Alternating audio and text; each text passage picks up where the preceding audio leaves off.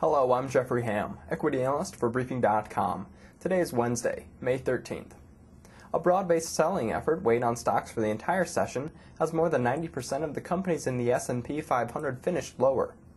A negative bias loomed in pre-market trading as sellers prepared to continue their efforts amid weakness among major foreign indices.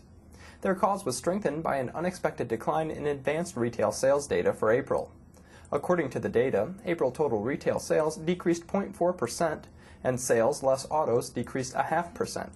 The April figures failed to meet the consensus forecast, which called for total sales to be flat and sales excluding autos to increase 0.2%.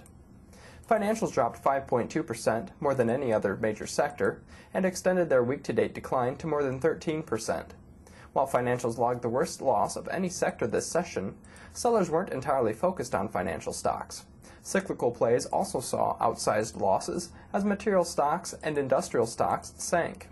Small cap and mid cap stocks were also strongly out of favor as the Russell 2000 small cap index sank 4.7% and the S&P 400 mid cap index made a 4.4% drop. Large cap tech had showed relative weakness in the early going but managed to firm up a bit. Intel was a relative leader among its peers after stating that the second quarter is going better than the company had expected. That overshadowed news that Intel has been hit by the European Commission with a $1.45 billion fine for breaking antitrust laws. IBM attempted to drum up support by stating that earnings for fiscal 2009 will be at least $9.20 per share, which is above the current consensus estimate of $9.11 per share. All 10 major sectors finished the session lower amid relatively high trading volume. Even healthcare, which had spent most of the session as the only sector in positive territory, buckled late in the session.